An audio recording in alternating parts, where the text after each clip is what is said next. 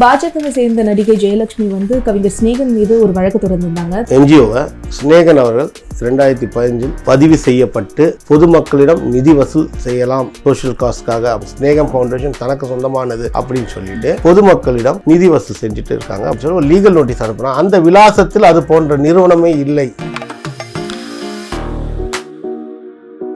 என்ன அவங்க coffee shop வர சொன்னதா அவருடைய உதவியாளரிடம் கூறியதாக ஒரு குற்றச்சாட்டு அவங்க சொல்றாங்க. இன்னைக்கு வரைக்கும் பார்த்தீங்கன்னா அவங்க இன்ஸ்டாகிராமோ ஃபேஸ்புக் அக்கௌண்ட் ஸ்நேகம் ஃபவுண்டேஷன் பேர்ல தான் இருக்கு. இன்னைக்கு வரைக்கும் அவங்க மாத்தல. ஸோ எங்களுடைய கேஸ் எஃப்ஐஆர் மட்டும் தான் இப்போ நிற்குது. அவங்க மேல விசாரணை 420 and 406 அந்த வழக்கு பதிவு செய்யப்பட்டோம்.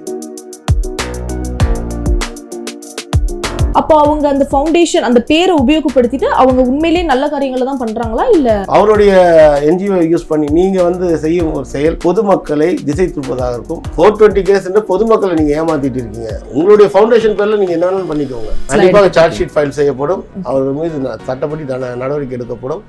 அவர்கள் அதை தவறு என்று உணர்ந்து வந்தால் அதுக்கான பரிகாரம் அவன் கோர்ட்டு தான் கொடுக்கணும்.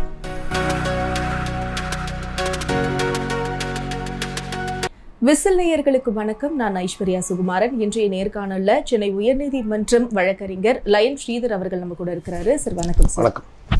பாஜகவை சேர்ந்த நடிகை ஜெயலட்சுமி வந்து கவிஞர் ஸ்நேகன் மீது ஒரு வழக்கு தொடர்ந்திருந்தாங்க. தன் மீது அவதூறு பரப்பிட்டாங்க சோஷியல் மீடியாக்கள்ல அப்படின்ற மாதிரி ஒரு வழக்கு தொடர்ந்தாங்க. அந்த வழக்கு ரத்து செய்யப்பட்டது. அதுக்கு முன்பதாக ஸ்நேகன் தான் முதல்ல ஒரு வழக்கு தொடர்ந்து இருந்தாரு. மாத்தி இவங்க ஒன்று போட்டிருந்தாங்க. ஸோ முதல்ல இந்த வழக்குடைய பின்னணி என்னது சார்? இந்த வழக்கோட பின்னணியை பார்த்தீங்கன்னா ஸ்நேகம் ஃபவுண்டேஷன் என்கிற ஒரு என்ஜிஓவை ஸ்நேகன் அவர்கள் 2015 பதிவு செய்யப்பட்டு கவர்மெண்ட்டோட என்ஜிஓ சர்டிஃபிகேட் எல்லாம் வாங்கி ப்ளஸ் அதோட 80G 12AA இது போன்ற பதிவுகளை மத்திய அரசிடம் பெற்று பொதுமக்களிடம் நிதி வசூல் செய்யலாம் நல்ல சோஷியல் காஸ்ட்காக அப்படின்றது அதெல்லாம் பதிவு பண்ணி 2015 முதல் பல சோஷியல் ஒர்க் அவர் செஞ்சுட்டு இருக்கார். இதே பேரை வைத்து சோஷியல் மீடியாவில் இவங்க 2018 முதல் இவங்க ப்ரொபகண்டா பண்ணிட்டு நாங்கள் சோஷியல் ஆர்கனைசேஷன் ஸ்நேகம் ஃபவுண்டேஷன் தனக்கு சொந்தமானது அப்படின்னு சொல்லிட்டு பொதுமக்களிடம் நிதி வசூல் செஞ்சுட்டு இருக்காங்க அப்படின்ற ஒரு கம்ப்ளைண்ட் எங்களுக்கு வந்தது. ஸோ இதை பற்றி நாங்கள் போய் ஆன்சைட்டில் போய் பார்க்கும்பொழுது அது உண்மையானு தெரிய வந்தது. ஸோ உடனே என்ன பண்ணோம், அதில் கொடுக்கப்பட்டுள்ள விலாசத்திற்கு நாங்கள் லீகல் நோட்டீஸ் ஒன்று அனுப்புகிறோம். இது போல் நீங்கள் இந்த பேரை பயன்படுத்தக்கூடாது அப்படின்னு சொல்லி ஒரு லீகல் நோட்டீஸ் அனுப்புகிறோம். அந்த விலாசத்தில் அது போன்ற நிறுவனமே இல்லை, என்ஜிஓவே இல்லைன்னு சொல்லிட்டு அந்த லெட்டர் ரிட்டர்ன் வருது. ரிட்டர்ன் வந்த பிறகு நாங்கள் என்ன பண்ணுறோம், உடனே கமிஷனர் ஆஃபீஸில் போயிட்டு இந்த மாதிரி மோசடியான முறையில் தவறான விலாசங்களை கொடுத்து எங்களுடைய என்ஜிஓட பேரை கெடுக்கிறாங்க அப்படின்னு சொல்லிட்டு வி கேவ் அ கம்ப்ளைண்ட் கொடுத்த பிறகு அது டிவியில் செய்தியாக வரப்பட்டது. எல்லா மீடியாவிலும் சோஷியல் மீடியாவிலும் ஒரு செய்தியாக வெளியிடப்பட்டது. அந்த பத்திரிகையாளர் சந்திப்பில் இது போல் தவறாக யூஸ் பண்ணுறாங்க. நாங்கள் என்ன கம்ப்ளைண்ட் கொடுத்தோன்னா இது போல் தவறாக யூஸ் பண்ணாதீங்க. நீங்கள் உங்களுடைய ஃபவுண்டேஷன் பேரில் நீங்கள் எது வேணாலும் பண்ணிக்கோங்க, இல்லை உங்களுடைய ட்ரஸ்ட் பேரில் எது வேணாலும் பண்ணிக்கோங்க, இல்லை உங்கள் பேரில் எது வேணாலும் பண்ணிக்கோங்க. எங்களுடைய பேரை பயன்படுத்தி பொதுமக்களிடம் நிதி வசூல் பண்ணாதீங்கன்னு தான் எங்களோட கம்ப்ளைண்ட்டு. ஆனால் அவங்க அதை நியாயப்படுத்தி அது மாதிரி பயன்படுத்தி கொள்ளலாம் அப்படின்னு சொல்லிட்டு அவர் கவுண்டர் கம்ப்ளைண்ட் கொடுத்தாங்க. இது 2 பேரையும் காவல்துறையினர் சென்னை கமிஷனர் ஆஃபீஸில் கூப்பிட்டு விசாரித்து நீங்கள் 2 பேரும் கோர்ட்டு மூலம் பரிகாரம் தேடிக்கோங்க அப்படின்னு சொல்லி அனுப்பிட்டாங்க. ஸோ எங்களுக்கு பொறுத்த வரைக்கும் அவங்க செய்தது மோசடி என்பது தெரியும். ஸோ நாங்கள் என்ன பண்ணோம், கோர்ட் மூலம் போய் அவங்க மேலே ஒரு மோசடி வழக்கை பதிவு செய்கிறோம்.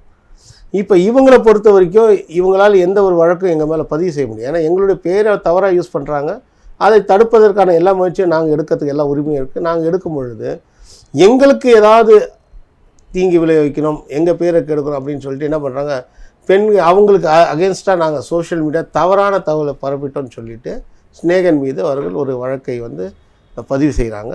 அதில் இன்னும் பெருசாக ஒன்றும் சொல்ல என்ன அவங்க காஃபி ஷாப் வர சொன்னதா அவருடைய உதவியாளரிடம் கூறியதாக ஒரு குற்றச்சாட்டு அவங்க சொல்கிறாங்க. அதுபோல் எந்த ஒரு சம்பவமும் நடக்கவில்லை. அப்படியே இருந்தாலும் உதவியாளரிடம் சொல்லது இவங்களை எப்படி பாதிக்கும்ன்றது தெரியல. ஸோ அதை ஒரு கம்ப்ளைண்ட்டாக போட்டு அவங்க கோர்ட் என்டார்ஸ்மெண்ட்டில் எஃப்ஐஆர் போடுறாங்க. அந்த எஃப்ஐஆரை தான் உயர்நீதிமன்றம் எந்தவித ஆதாரமும் கிடையாது, இவர்கள் ஸ்நேகன் சொன்னது அவருடைய ஃபவுண்டேஷன் பேரை யூஸ் பண்ணக்கூடாது, அவங்க ஃபவுண்டேஷன் பேரை யூஸ் பண்ணதுக்கான ஆதாரங்களை கோர்ட்டில் தாக்கல் செய்தும் அந்த வெப்சைட்டில் போட்டது, வெப்சைட் அட்ரஸ்ஸு இன்றைக்கி வரைக்கும் பார்த்திங்கன்னா அவங்க இன்ஸ்டாகிராமும் ஃபேஸ்புக் அக்கௌண்ட்டும் ஸ்நேகம் ஃபவுண்டேஷன் பேரில் தான் இருக்குது. இன்றைக்கி வரைக்கும் அவங்க மாற்றலை. ஸோ அதை என்ன பண்ணுறாங்க, நாங்கள் போட்ட வழக்கை வந்து ஏற்றுக்கிட்டு அவங்க பதிவு செய்த அந்த வழக்கை வந்து ரத்து செய்கிறாங்க. அதே போல் நாங்கள் பதிவு செய்த வழக்கை வந்து ரத்து செய்யணும்னு சொல்லி ஜெயலக்ஷ்மி அவர்கள் சென்னை உயர்நீதிமன்றத்தை நாடிய பொழுது அதை வந்து உயர்நீதிமன்றம் தள்ளுபடி செய்து விட்டது. ஸோ எங்களுடைய கேஸ் எஃப்ஐஆர் மட்டும்தான் இப்போது நிற்குது. அவங்க மேலே விசாரணை 420 and 406 அந்த வழக்கு பதிவு செய்துவிட்டோம். இப்போது அவங்க இந்த பேரை உபயோகப்படுத்தி ஒரு ஃபவுண்டேஷன் அவங்க கிரியேட் பண்ணியிருக்காங்க அப்படின்னு சொன்னீங்க. அதை வச்சு அவங்க நல்லது அவங்க அந்த பேரை உபயோகித்து அவங்க ஃபவுண்டேஷன் கிரியேட் பண்ணல. அவங்களுடைய ஃபவுண்டேஷன் வெறும் ஸ்நேகம் தான். ஓகே, ஸ்நேகம் ஃபவுண்டேஷன் கிடையாது. ஓகே, ஸ்நேகனுடைய ஃபவுண்டேஷன் ஸ்நேகம் ஃபவுண்டேஷன் இது பதிவு செய்யப்பட்டது. ஓகே, இவங்க ஸ்நேகம் பேரில் எந்த நல்ல காரியம் செஞ்சாலும் யாரும் கேட்க போகிறது கிடையாது. இவங்க ஸ்நேகம் ஃபவுண்டேஷன் போட்டு அந்த வெப்சைட்டு, இன்ஸ்டாகிராமு, முதல்ல சோஷியல் மீடியாவில் அவங்க பேரை பதிவு செய்யும் பொழுது எங்களால் வந்து அதே போல் ஒரு பேரை பதிவு செய்ய முடியவில்லை. ஓகே, காப்பிரைட் இஷ்யூவில் வந்தது. ஏற்கனவே இது மாதிரி ஒரு பேர் இருக்குது அப்படின்னு சொல்லி தான் எங்களுக்கு வருது. அப்போ தான் எங்களுக்கு ப்ராப்ளம் வருது. எங்களுடைய பேரை இவங்க தவறாக உபயோகப்படுத்தக்கூடாது. தவறாக உபயோகப்படுத்தி மிஸ் ஐடென்டிட்டி வருதுல்ல. இது ஸ்நேகனுக்கு, பொதுமக்கள் ஸ்நேகனுக்கு தான் நல்ல ஒரு பேர் இருக்குது, ஒரு பிரபலமானவர், அவருக்கு டொனேஷன் கொடுக்கதா அவங்க நினச்சிடக்கூடாது. இல்லை நாளைக்கு அவங்களுடைய அந்த ஸ்நேகம் ஃபவுண்டேஷன் யூஸ் பண்ணி ஏதாவது ஒரு வேறு ஏதாவது சட்டவிரோத காரியங்கள் ஏற்பட்டாலோ அல்லது ஏதாவது அவங்க தவறான அந்த செலவினங்கள் செஞ்சிட்டாலோ எங்களுக்கு தான் கெட்ட போயிடும். ஸோ இதை ஏன் தட்டி கேட்கலன்றது வந்து நாளைக்கு யாரும் எங்களை கேட்டக்கூடாதுன்னு நாங்கள் வழக்க பதிவு பண்ணோம். இல்லை, நீங்கள் சொல்லியிருந்தீங்க ஒரு லீகல் நோட்டீஸ் அனுப்பியிருந்தோம், பட் அப்படி ஒரு என்ஜிஓவே இல்லைன்ற மாதிரி லெட்டர் வந்து பவுன்ஸ் ஆயிடுச்சு, திரும்ப வந்துருச்சு அப்படின்ற மாதிரி சொல்லியிருந்தீங்க. அப்போ அவங்க அந்த ஃபவுண்டேஷன் அந்த பேரை உபயோகப்படுத்திட்டு அவங்க உண்மையிலேயே நல்ல காரியங்களை தான் பண்ணுறாங்களா இல்லை? அது அவங்களே தான் கேட்கணும். அவங்க நல்ல காரியம் பண்ணுறாங்களா, வேறு எந்த காரியங்கள் பண்ணுறாங்களோன்றது வந்து இதில் வந்து பார்த்திங்கன்னா அவங்க ஒரு நடிகைன்றதோட ஒரு கட்சியை சார்ந்தவங்க. அங்கே ஏதாவது தவறு நடந்துச்சுங்க மொத்த பேருக்கும் கெட்ட பேர் தான். ஸோ உங்களுடைய பேரை உபயோகப்படுத்தி பண்ணிக்கோங்க. எது வேணால் நீங்கள் நல்ல காரியம் பண்ணுறீங்கன்னா ஒரு கட்சி ரீதியாக நீங்கள் பண்ணுறீங்கன்னா அது வேறு விஷயம். இப்போ ஸ்நேகம் ஃபவுண்டேஷனை யூஸ் பண்ணிவிட்டு இவர் ஸ்நேகன் வேறு கட்சியில் இருக்கார், அவருடைய என்ஜிஓ யூஸ் பண்ணி நீங்கள் வந்து செய்யும் ஒரு செயல் பொதுமக்களை திசை திருப்பதாக இருக்கும், மிஸ்கைடிங்காக இருக்கும். ஓகே, இப்போது கவிஞர் ஸ்நேகன் அவங்க கொடுத்த வழக்கு மட்டும்தான் இப்போ எஃப்ஐஆர் மட்டும்தான் நிற்குது அப்படின்னு சொல்லியிருக்கிறீங்க. இப்போ அந்த கேஸுடைய நிலைமை இப்போ அந்த கேஸ் துரிதமாக நாங்கள் எல்லா வேலையும் பார்ப்போம். அந்த வழக்கில் வந்து சார்ஜ் ஷீட் ஃபைல் பண்ணுறதுக்கு காவல்துறையினர் ரெடியாக இருக்கிறார்கள். அதில் நாங்கள் சாட்சியங்கள் கொடுத்துருக்கோம். இது பொதுமக்கள் யார் யார் பார்த்துருக்காங்க, இது வெப்சைட்டில் இருந்த அந்த வெப்சைட்டோட பதிவிறக்கம் செய்யப்பட்ட வெப்சைட்டை கொடுத்துருக்கோம். இன்றைக்கி வரைக்கும் அவங்க வந்து சில இடத்துலலாம் ஸ்நேகம் மாற்றிருக்காங்க தவிர அவங்களுடைய இமெயில் ஐடி இதெல்லாமே பார்த்தீங்கன்னா ஸ்நேகம் ஃபவுண்டேஷன் தான் இன்னும் பயன்படுத்தி கொண்டு இருக்கிறார்கள். அது அந்த வெப்சைட்லேயே வருது. ஓகே, இப்போ முதற்கட்டமாக அந்த பேரை நீக்கிறதுக்கு எந்த வழியும் கிடையாது. அவர்கள் மோசடியில் ஈடுபடும் போது சட்டப்படி தண்டிக்கப்படுவார்கள். 420 கேஸ்ன்ற பொதுமக்களை நீங்கள் ஏமாற்றிட்டு இருக்கீங்க. உங்களுடைய ஃபவுண்டேஷன் பேரில் நீங்கள் என்னென்னு பண்ணிக்கோங்க. உங்களுடைய என்ன சொல்லுவாங்க ட்ரஸ்ட் பேரில் நீங்கள் என்ன வேணும், இன்னும் ஸ்நேகம் ஃபவுண்டேஷன் பேரில் நீங்கள் எதுவும் பண்ணாதீங்க அப்படின்னு தான் நாங்கள் சொல்கிறோம். நீங்கள் அதை நான் பண்ணிகிட்டே இருந்தீங்கன்னா அது சீட்டிங் தான். அதுதான் இப்ப வரைக்கும் அந்த பேர் இன்னும் மாற்றப்படல இல்லையா? இமெயில் ஐடியில இருந்து இது பண்ணல. முதல் கட்டமா அந்த பேரை எடுக்கிறதுக்கு எந்த வழியும் இல்லையான்னு கேக்குறேன். வழி இருக்கிறது, காவல்துறை நினைத்தால் எடுத்து விடலாம். பட் அது வந்து பார்த்தீங்கன்னா இட்ஸ் சீட்டிங் ஆக்டிவிட்டி தானே. அவங்களுக்கு தேவை ப்ரூஃப், அந்த ப்ரூஃப் இப்போ அவங்களே கொடுக்குறாங்க. அப்புறம் நான் கேஸை நடத்திட்டு போயிட்டு இருக்கோம், கிரிமினல் கேஸை. ஓகே, இப்போ அந்த கேஸ் வந்து இப்போ நீங்கள் துரிதமாக ஸ்டெப்ஸ் கண்டிப்பாக சார்ஜ் ஷீட் ஃபைல் செய்யப்படும். அவர்கள் மீது சட்டப்படி நடவடிக்கை எடுக்கப்படும். அவர்கள் வந்து அதை தவறு என்று உணர்ந்து வந்தால் அதுக்கான பரிகாரம் அவன் கோர்ட்டு தான் கொடுக்கணும். அவங்க அது தவறு செய்து விட்டோம், தெரியாமல் செய்து விட்டோம், கோர்ட்டில் மன்னிப்பு கேட்டால் கோர்ட் வந்து அதை ஏற்றுக்கொண்டால் அவர்கள் மன்னிப்பும் வழங்குவார்கள். அதனால் வந்து முதல் தவறை அவர்கள் திருத்தி கொள்ள வேண்டும். அந்த திருத்தி கொண்டால் இது போன்ற மோசடி வழக்குகள் அவர் மேல் பதியாமல் இருக்கும். ஓகே, இப்போது இது ஒரு ஆடட் கொஷனாக தான் கேட்குறேன். இப்போ நாடு முழுவதும் ஒரு கோடிக்கணக்கான கேஸுகள் வந்து நிலுவையில் இருக்குது. அப்போது இதுக்கான காரணம் என்னன்னு நினைக்கிறீங்க? உச்சநீதிமன்றம் தொடங்கி கீழமை நீதிமன்றம் வரைக்கும் கோடிக்கணக்கான கேஸுகள் வந்து அப்படியே நிலுவையிலே இருக்குது. இதுக்கான காரணம் என்னன்னு நினைக்கிறீங்க? இதில் வந்து பார்த்தீங்கன்னா இந்தியா முழுவதும் இருக்கும் மக்கள் தொகைக்கு உச்ச நீதிமன்றத்தில் இருக்கும் 28 நீதிபதிகள் நீதி சொல்ல முடியுமா? இது ஒன்று. ஓகே, உயர்நீதிமன்றத்தில் சென்னையோட ஒரு 600 கோடி மக்கள் இருக்க இந்த ஒரு சென்னை உயர்நீதிமன்றத்தில் ஒரு 60 to 70 நீதிபதிகள் எப்பவும் இருக்கலாம். அப்படி இருக்கும்பொழுது அவர்களால் இவ்வளோ வழக்குகளை எடுத்து செல்ல முடியுமா, நியாயம் கிடைக்குமா?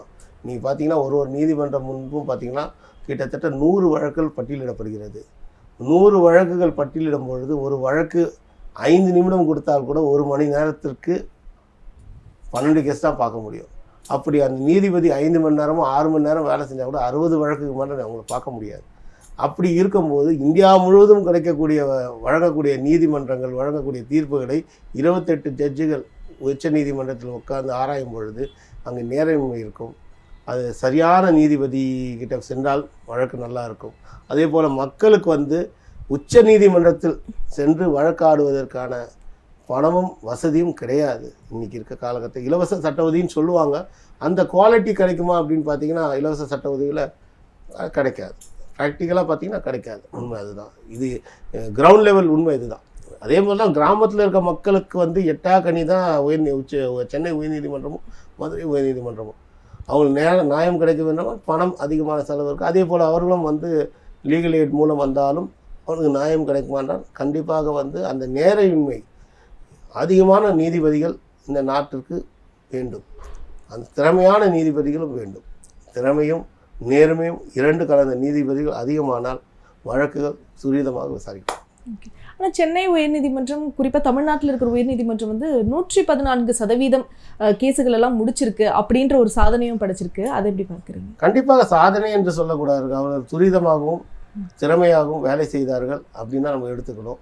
ஸ்டாஃபும் பத்தாது சார் மேடம். நீங்கள் ஸ்டாஃபுங்களும் எக்யூப்டாக இருக்கணும். நீதிபதிகள் மட்டும் திறமையானவர்களும் அல்லது அவர்கள் நேர்மையான ஸ்டாஃப் அந்த அளவுக்கு இருக்க வேண்டும். அவர்கள் சில நேரங்கள் இன்றைக்கி பார்த்தீங்கன்னா வழக்குகள் அப்படின்னீங்கன்னா பெயிலும் ஒரு வழக்கு தான், ரிட் பெட்டிஷனும் ஒரு வழக்கு தான், பொதுநல மனுக்களும் ஒரு வழக்கு தான், சிவில் கேஸ் வழக்கும் வழக்கு தான். எதுவாக இருந்தாலும் அதில் கேட்கப்படும் நேரம் பார்த்திங்கன்னா மிக மிக குறைவு. அந்த நேரத்தை ஒரு சில வழக்குகள் ஒரு காலை முதல் மாலை வரைக்கும் செல்லும், இல்லது ஒரு வாரம் வரைக்கும் ஆர்கியூமெண்ட் பண்ணுவாங்க ஒரு சில வழக்குகள். மற்ற வழக்குகள் என்ன ஆகும், நிலுவையில் தான் இருக்கும். ஸோ அந்த எந்த வழக்கு முக்கியமோ அதுக்கு முக்கியத்துவம் கொடுத்து கோர்ட் விசாரிக்கிறது. அப்படி பார்க்கும் பொழுது நம்ம தமிழ்நாட்டை பொறுத்த வரைக்கும் சிறந்த நீதிபதிகள் விரைவாக நீதி வழங்குகிறார்கள். பட் ஒரே ஒரு இஷ்யூனா கொடுக்கும் நேரம், ஒரு வழக்குக்கு கொடுக்கும் நேரம் பார்த்தா குறைந்தபட்சம் 5 நிமிஷங்களாவது கொடுக்கணும் ஒரு அட்வொகேட் ப்ரிப்பேர் பண்ணதை பேசுவதற்கு. அந்த நேரம் கொடுக்காமல் நீதி வழங்கப்பட்டு விட்டது என்றால் அதை ஏற்றுக்கொள்ள முடியாது. இந்த நேரத்திற்கு நன்றி சார்.